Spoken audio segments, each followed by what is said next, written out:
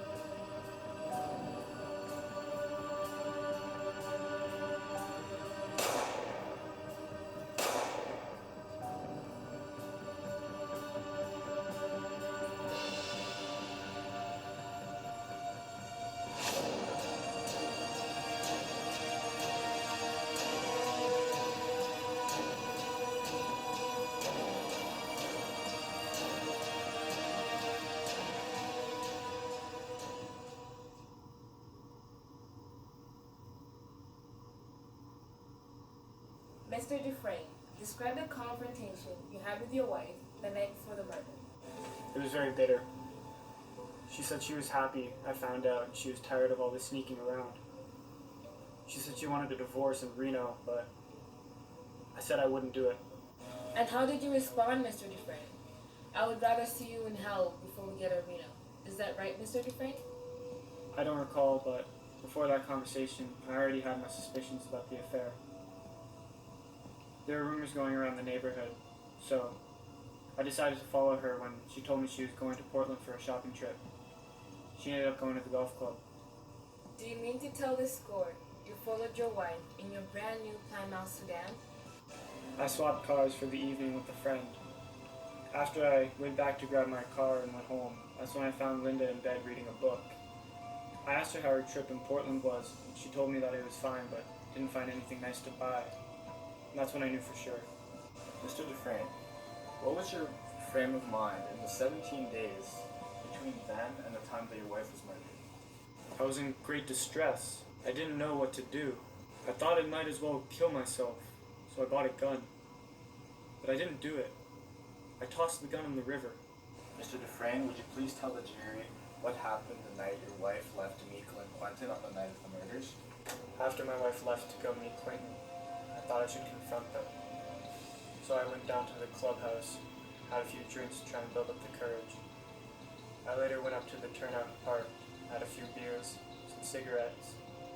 I watched the light go off downstairs at Quentin's place and one turn on upstairs. 15 minutes later, that one went out too. Mr. Dufresne, did you then go up to Glenn Quentin's house and kill the two of them? No, I did not. I was sobering up by midnight. As I was driving home, I was beginning to think that the wisest course of action was just to let her go to Reno and get her divorce. Thank you, Mr. Dufresne. You divorced her in the quickest way possible you could think of, didn't you? You divorced her with a .38 caliber revolver wrapped in dish towels, didn't you, Mr. Dufresne? No, ma'am. And then you shot her lover. No, ma'am, I did not. You mean you shot Quentin first? I mean, I didn't shoot either one of them. I drank 2 quarts of beer, smoked as many cigarettes as the police found at the turnout, then drove home and went to bed. You told the jury that between August 24th and September 8th, you were feeling suicidal. Yes, ma'am. Suicidal enough to buy a revolver. Yes. Would it bother you over much, Mr. Dufresne, if I told you don't seem to me to be the suicidal type? No, but you don't seem to be terribly sensitive, and I doubt very much that if I were feeling suicidal, I would take my problem to you. Did you take your 38 with you on the night of September 10th? Yes, as I've already testified. Oh yes. You threw it into the river, didn't you? On the afternoon of September 9th? Yes, ma'am. One day before the murders. Yes. That's convenient, isn't it? It's neither convenient nor inconvenient, only the truth. I believe you heard Lieutenant Mincher's testimony. Then you heard him tell the court they found no gun, although they dragged for 3 days. That was rather convenient too, wasn't it? Convenience aside, it's a fact that they didn't find a gun. But I'd like to remind both you and the jury that the Pond Road Bridge is very close to where the river empties into the bay, and the current is very strong there. It is a good possibility that the gun was swept out into the bay itself.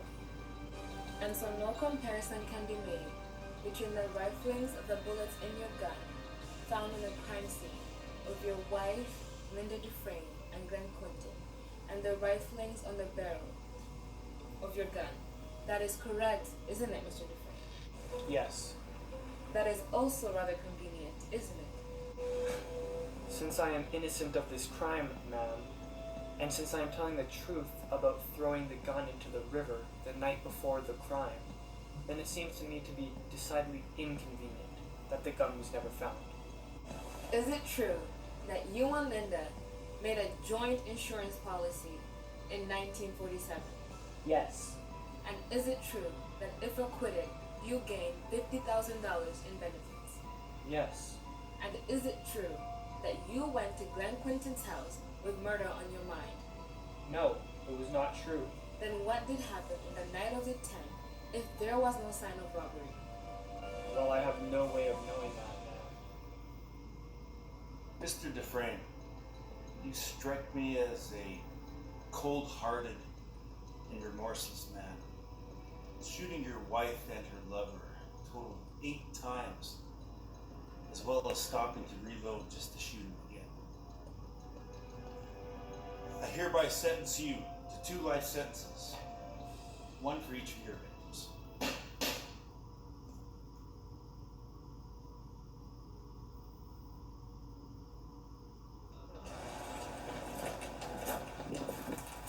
Andy Dufresne.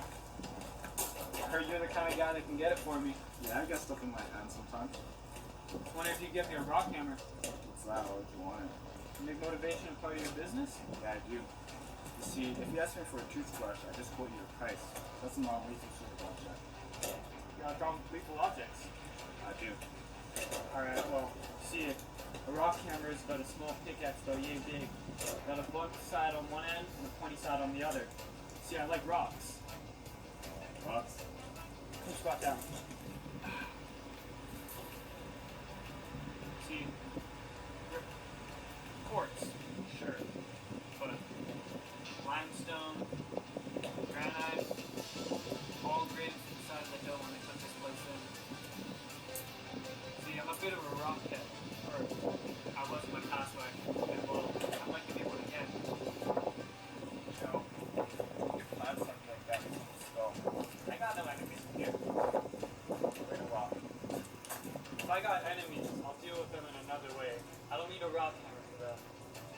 How much does something like that cost anyways? Any rock gem shop, $8, but I understand you work on a bit of a cost plus basis. It usually costs about $10, but for something dangerous, you need a little more to get the useful stuff, you know? What you thinking? $10. Alright, I can do that. That's $10? Yep. Alright, so you gotta know what I expect you to get caught. First, this is found it. Grab me out, I sent some guys to look you up. And I have a reputation being around here.